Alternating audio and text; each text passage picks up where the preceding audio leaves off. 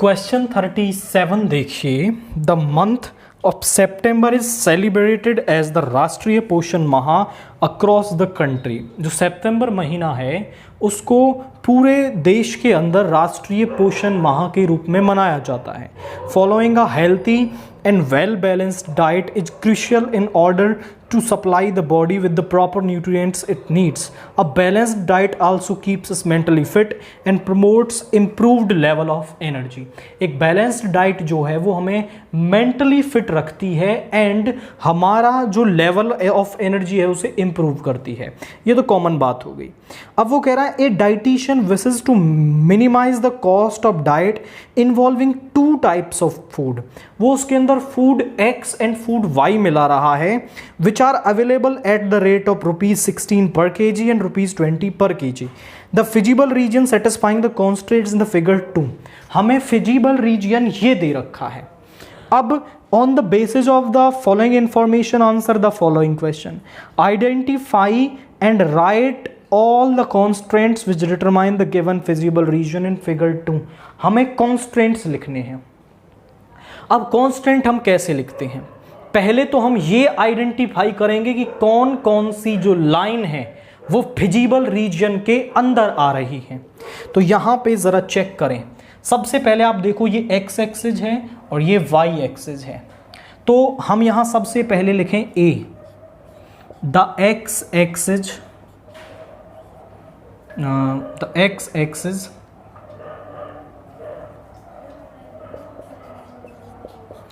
that means x is equal to 0 is a part of feasible region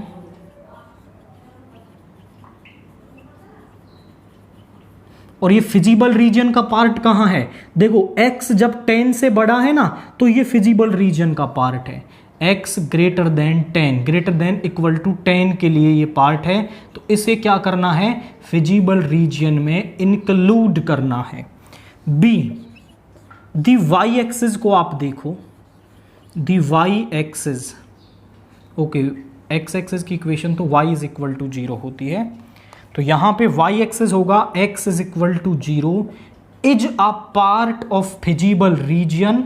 और मैं आपसे कहूं कि जो y एक्सिस है वो ग्रेटर देन, जैसे ही आप 8 को क्रॉस करोगे तो ये आपका इसका पार्ट बन जाती है। y greater than equal to 8 पर ये फिजिबल रीजन का पार्ट है। तो इसको भी क्या करना है? हमें इंक्लूड करना है। I repeat my words, x axis तो 10 और 10 से बड़ी वैल्यूज पर फिजिबल रीजन का पार्ट है। y एक्सिस 8 और उससे बड़ी वैल्यूज पर फिजिबल रीजन का पार्ट है। तो ये फिजिबल रीजन के अंदर इंक्लूडेड है। इसके बाद हम इस पॉइंट को देखते हैं, that is c। 3x plus y line को आप देखेंगे तो ये कहां से कहां तक इसका पार्ट है? ये 1,5 से 0,8 तक इसका एक पार्ट है। द लाइन, या फिर आप सीधा लिखें, हमें अंडरस्टूड है तो लाइन ही होगी। 3x plus y is equal to 8 is a part of feasible region. Of feasible region आप बता सकते हैं कि कहां से कहां तक। ये जो लाइन है वो कहां से कहां तक है? C 1,5 टू D 0,8 तक। तो यहां पे इसे भी क्या करना है? इंक्लूड करना है। इसके बाद D वाली पार्ट को देखिए। D है हमारे पास x plus Y is equal to 6 और ये कहां से कहां तक इस लाइन का पार्ट है? ये 2,4 से और 1,5 तक इसका पार्ट है। देखो इतने हिस्से में ही ये लाइन आ रही है। तो x plus Y is equal to 6 is a part of feasible region. कहां से कहां तक? B 2,4 to C 1,5। तो इसे भी क्या करना है? इंक्लूड करना है। E, इसके बाद जरा चेक करिए कि 4x plus 5y is equal to 28 केवल यहां फिजिबल रीजन को कवर करता है।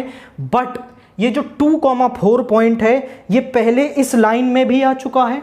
तो हम यहां पे कहेंगे कि 4x plus 5y is equal to 28 is a part of feasible region at only 1 point at only one point, only one point, और वन पॉइंट कौन सा है 2,4 is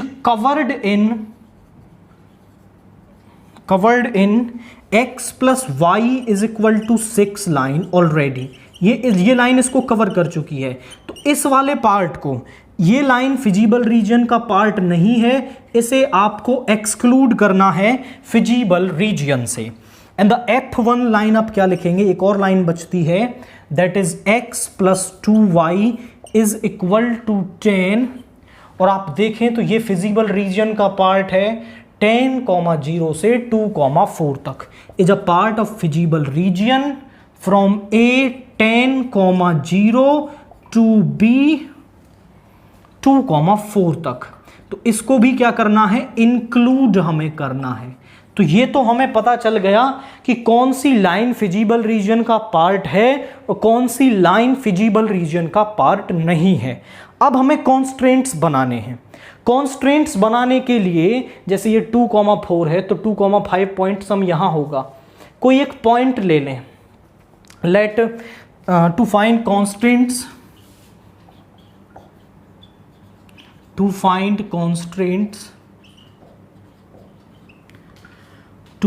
constraints, take a point from unbounded feasible region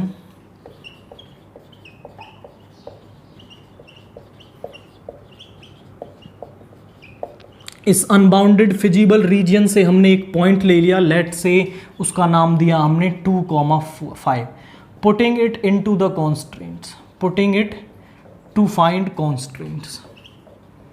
अब इससे constraint कैसे पता चलेंगे जरा समझना आप। इसको ना फर्स्ट में पुट करो, ये इस वाले के अंदर आप पुट करोगे तो ज़रा चेक करिए, यहाँ ए के अंदर आप पुट करोगे, ज़रा देखिए y की वैल्यू क्या है 5, यहाँ पे आप पुट कर रहे हैं p 2,5 इसके अंदर, तो क्या हो रहा है ज़रा चेक करिए, यहाँ होगा 5 is greater then 0, 5 is greater then 0, तो यहाँ पे ये सही हो जाएगा। और कॉन्स्टेंट हमें क्या मिलेगा, y is greater than equal to 0, equal यहाँ से ग्रेटर देन का सिंबल यहाँ से लेना है।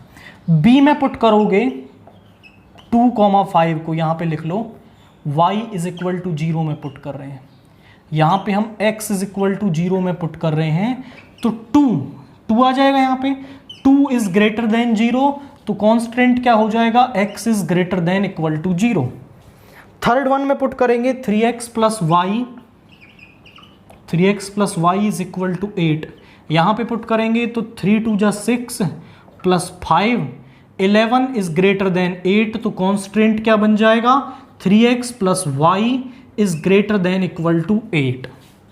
डी को ज़रा देखिए, x plus Y is equal to 6 में पुट करेंगे तो यहाँ पे 2 plus 5 is greater than equal to 6, which implies 2x plus Y, और यहाँ symbol greater than equal to 6। ई तो हमें एक्सक्लूड करना है, f में पुट करते हैं। f में क्या हो गया, x plus 2y is equal to 10, यहाँ पुट करेंगे 2 plus 10 is greater than 10, which implies x plus 2y is greater than equal to 10।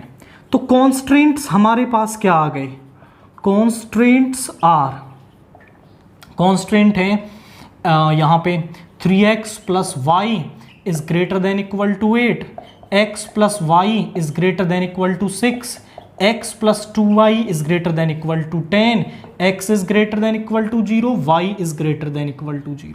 एक और तरीका भी इसको फाइंड करने का हो सकता है, आप क्या कर लो, लाइन को देखो, सिंपल, ये लाइन देखी, ये पार्ट है इसका, यहाँ 0,0 है, इसमें पुट करके देखो 0 प्लस 0, अब यहाँ पे है 10, अगर ये लेस देन का सिंबल यहाँ होता, अगर यहाँ लेस देन का सिंबल होता तो ऑब्वियसली इस लाइन का फिजिबल रीजन इस तरफ बन रहा होता, तो ये बात गलत आई होगी, तभी तो यहाँ पे क्या हुआ होगा, फिजिबल रीजन इस तरफ गया होगा, यानी यहाँ पे ग्रेटर देन, ऐसे ही सब में ग्रेटर देन का सिंबल आ जाएगा और आप डायरेक्टली भी कॉन्स्ट्रेंट्स बना सकते हैं। ये पूरा मेथड है इसको करने के लिए। इसके बाद इसका जो सेकंड पार्ट बी पार्ट है वो हमसे क्या कह रहा है, if the objective is to minimize cost z is equal to 16x plus 20y, find the values x and y at which is cost is minimum, also find its minimum cost assuming that the minimum cost is possible for the given unbounded region। देखो जब reason unbounded होता है ना तो हम z एक line draw करते हैं एंड फिर उसको चेक करते हैं कि कोई कॉमन पोर्शन उसके अंदर होता है तो उसका सोल्यूशन होगा, नहीं होता तो कोई पॉसिबल सोल्यूशन उसका नहीं होता है। अब ये कह रहा है कि अज्यूम कर लो इसका होता है, यानी वो पार्ट हमें चेक नहीं करना कि जो जेड हम ड्रा करते हैं बीच में लाइन, वो हमें नहीं ड्रा करना, हमें केवल इस जेड की वैल्यू इन कॉर्नर पॉइंट्स पर निकाल देनी है। Z at A that is 10,0, तो ये हो जाएगा 16 into 10 is 160, and Z at B आप निकालोगे दैट इज 2,4, तो 16 2 32, 4 80 यानी 112। जेड एट सी निकालोगे आप 1,5, तो 16 plus 100 is 116, and Z at D निकालोगे आप 0,8, सो दिस इज 160। अब ये क्योंकि पॉसिबल है तो इन पॉइंट्स में से ही जिस पर ये मिनिमम है उस पर ही मिनिमम हो जाएगा। तो z is minimum at, z is minimum when x is 2, y is 4 and its minimum value is 112, और इसकी जो मिनिमम वैल्यू है वो 112 हमारे पास आ जाएगी।